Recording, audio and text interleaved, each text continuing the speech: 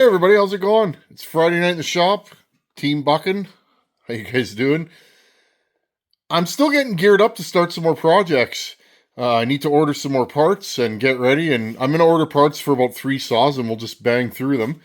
Probably 2 steels. I want to do that 064 and the 660 Magnum. And I don't know, I got that really nice 036. And friends, I'm really planning. I haven't fully committed yet, but I am planning to come to Bunyan. I really like hanging out with you guys down there. And I'm probably going to drive. And if I do, maybe we'll give away a saw there. I have that pristine 036 steel, like pristine, like it's the nicest one I've ever seen. I'm thinking maybe we'll port that, maybe try and fit a wrap on it and bring that to Bunyan. So stay tuned, friends. It's going to be the summer of steel by the looks of it. How you guys doing? What are we doing in today's video? Well, I got so much email and so many good questions that today's video, let's hang out in the shop and just talk saws. Or, well, talk saws via going through your guys' emails. I'm going to start off. The first email is from Brian Tobin. How's it going, Brian? Brian sent me an email this week. He has a 365 special. Like that one. That's a 365. So, Brian was asking more or less about compatibility, okay?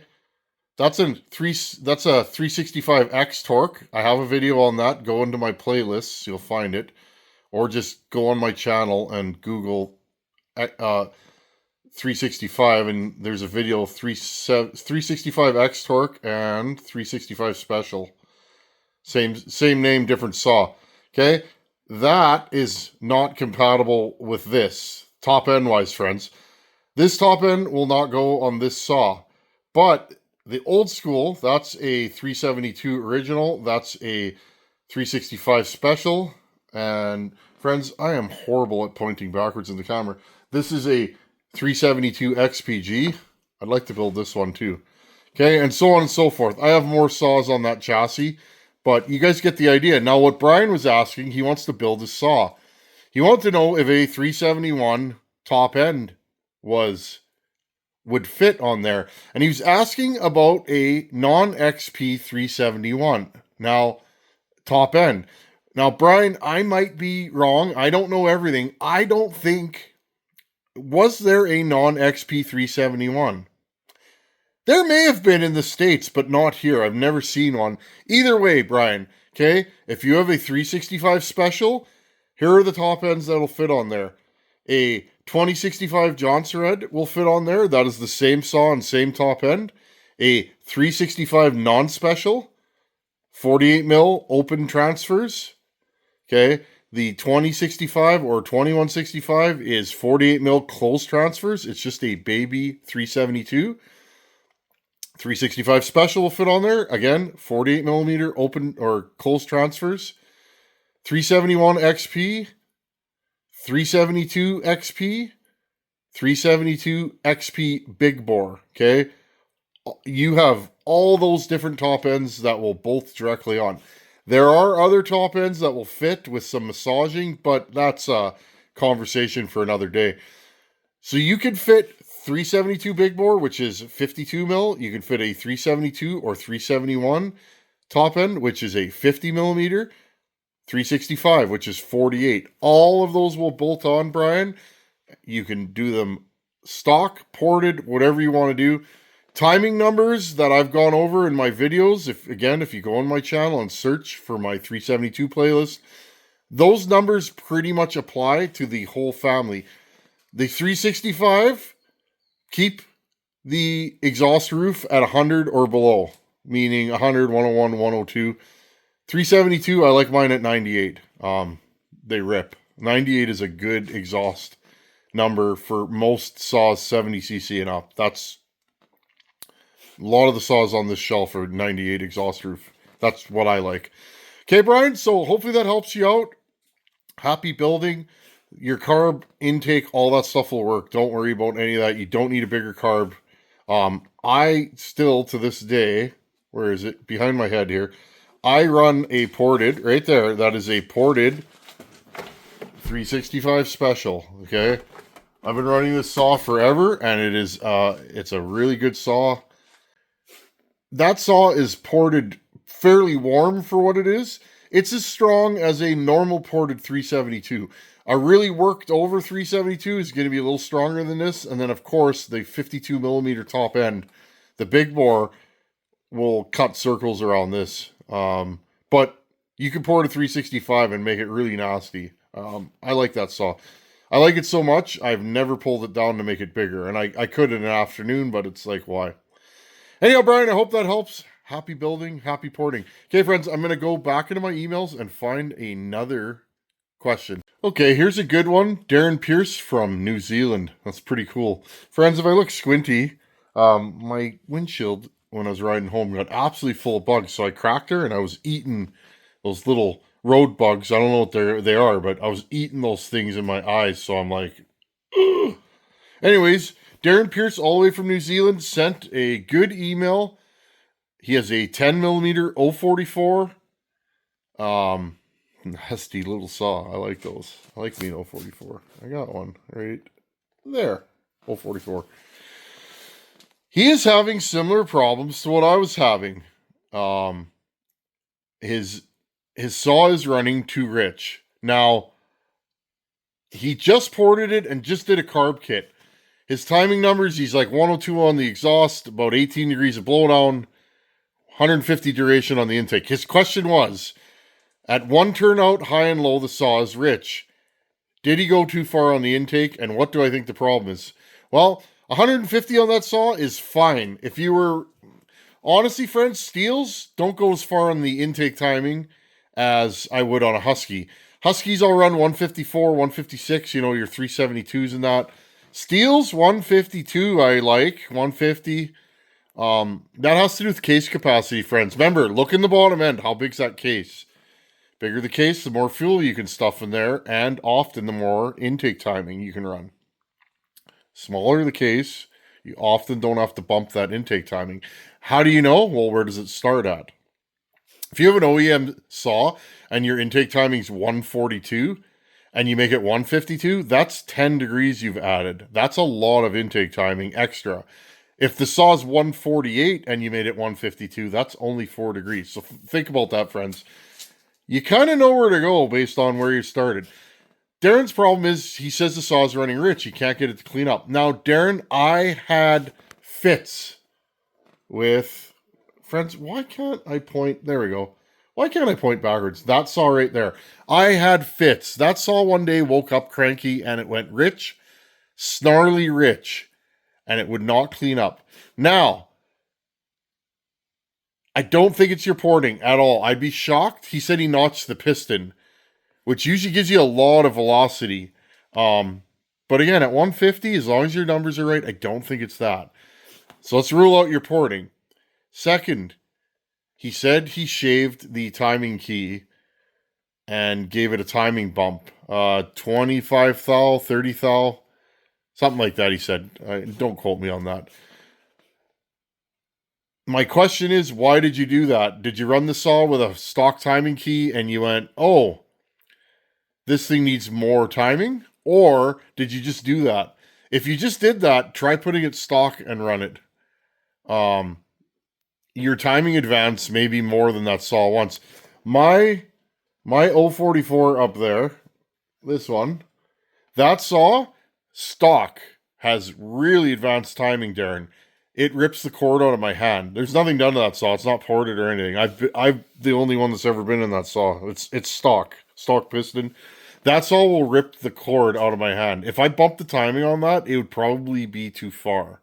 So maybe try stock timing. Now, if you've already done that, remember you rebuilt the carb, and I did a video. The last video I did, was it the last one? No, the one before that. Saw runs boggy. This is why. That was all about metering lever height. Your metering lever might be too high. And if you're, Darren, if you didn't see that video, go watch it.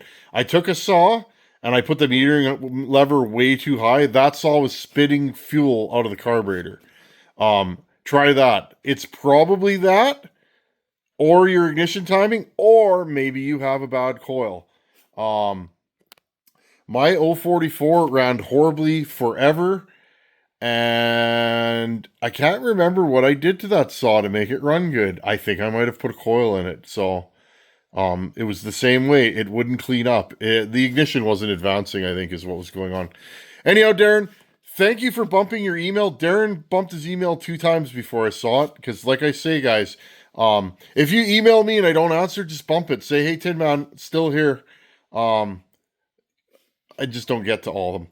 Anyhow, let's do one more, and I'm going to jump back into my emails and see what we got. Hold on a second here. Okay, this one is one from Corey Butler. Corey reached out to me, and again, he bumped his email because he's like, hey, I don't know if you saw this. Thank you again, buddy, for being patient. I'm a very patient man, friends, and I appreciate that most of you, not all, but most of you are very patient. I enjoy that. That shows character. Yeah. Anyhow, Corey Butler reached out and he said, Tin Man, what are your thoughts on doing a Steel MS 250? So I will preface this, Corey. I lived life on a 250 for many years. The first power saw, I don't have it anymore, otherwise I'd pull it out. I gave it to a guy. What was left of it. I've been here 13 years. The first 3 or 4, that was the only saw I had. I had an MS, or I had an 025, which is basically the same saw. And I cut a ton of firewood with that thing. I remember when I got that, friends, I paid $100 for it on a classified ad. And I was like, I got a real professional steel chainsaw. I felt like a man, friends. Like, that was the first time I had a chainsaw that would start and run. I didn't know how to file or tune a carb. Back then, friends, when the chain went dull, I would go and buy another one. I know. Anyways, so I ran that saw on the ragged edge of sanity for many years. And it treated me well, friends, for the amount of abuse I gave it. And it was strong. And then I blew it up one day. We had a storm. My neighbor had a tree across his front lawn or something like that. And I went there on a hot day like it is today. It was like 100+ degrees, sticky. And I had a dull chain and a lean saw that needed crank seals, is probably what it needed. And it was going lean. And I kept cutting and cutting and cutting. And then I melted the piston. True story. This is before I was really into saws. That was what started me. That same guy was like, oh, take this one home, maybe you can get it running. And he gave me an MS 260, which was a real pro saw. Well, I went to start that, and it ran horribly. Again, lean. Pulled the muffler, and it was scored. And this is like 8 years ago, 10, probably 10 years ago now, friends. And that's what started me. I went to go, and Corey, don't worry, I'll get to the answer to your question, but I went and found a classified ad with a MS 260 piston and cylinder. So I called the guy, and he ended up becoming a good buddy of mine. And I phoned him, and he's like, what are you doing Saturday? Come here Saturday, bring your saw. I'll tell you what you need. So I brought my saw there, friends. And he's like, yeah, your top end's roached. You need crank seals, carb kit. And so I was going to buy all these parts off him. And he's like, really, all you need is a piston. We can clean this cylinder up. And then he's like, why don't you just hang out here, use my tools, and we'll rebuild your saw together. True story. And I hung out with that guy all day. He told me what to do, and we built a power saw. And at the end, we went in the back and cut wood with it, and then I drove away. And then pretty much the next Saturday, I went there, and that's how I started, friends. I started buying saws, rebuilding them, selling them, keeping the ones I liked, and now I have 463 million saws. Thank you to you guys that have sent them. So, the 025 MS250 is near and dear to my heart. I really like those saws. For a clamshell homeowner farm and ranch saw, they are strong. I had one here about 2 years ago. It was my mom's next door neighbor's saw. He's an automotive mechanic, but he doesn't do small engines. So he come over and said, hey man, can you fix my saw? And I was like, of course. You know, he's a super nice guy. He helps my folks out all the time. And so I took his saw home. And it was mint, but it needed a carb kit. So I rebuilt the carb. And I remember I went and put it in some wood. And I was like, wow. Actually, it needed a carb. So I put the carb off my 025 on his 250. So Corey, if you were going to build your saw, make sure it has 2 jets. A lot of those MS250s are a one jet carb. Horrible if you're going to port them. If you have a two jet carb, have at her.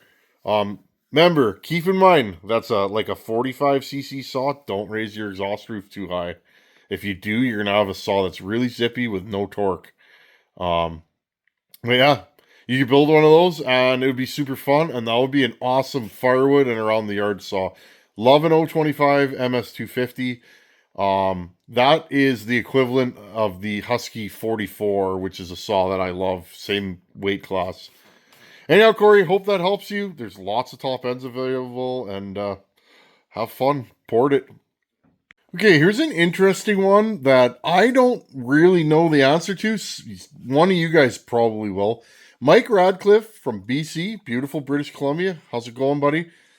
Mike sent me an email. He has a brand new 543 XP, okay, little go fast 43cc Husky that I think he's doing for his brother-in-law. And he said he ported the saw. Okay, this is a brand new saw. He raised the exhaust just a hair, and he added like 4 degrees of intake timing and just cleaned up the lower transfers. He didn't mess with the uppers. Said he put the saw back together, and it won't accelerate till half throttle. And then he said he made it sound like it kind of stumbles and then it accelerates by half throttle and then it's fine. And he said he thinks the carburetor's too lean. And the question he had is, should he drill the low jet? Should he drill the jet out? So he said his high jet is 1 3/8 out. His low jet is 3.5 turns out. Now, Mike, I have zero experience with a 543. I don't do a lot of the new saws for no other reason than I don't have access to them. I wish I could buy every new saw that's out there and play with them, but because I don't run a shop, I don't. It's not like guys are bringing me saws all the time, and most of the saws I work on are 90s, early 2000s. But I do have experience with a 576 XP that I had the same problem with. The saw seemed like it was lean on the low jet all the time, and the carb was 3.5 turns out stock. And I messed with that carb all summer to realize that that's how those things are. I ended up putting it like 4.25 because the limiters were cut off, and then it ran fine. And I learned something, that these new carbs are odd. Now, I'm not saying that's what's going on with your saw, but remember, if you're going to drill that jet out, you really got to know what you're doing. It's got to be perfect.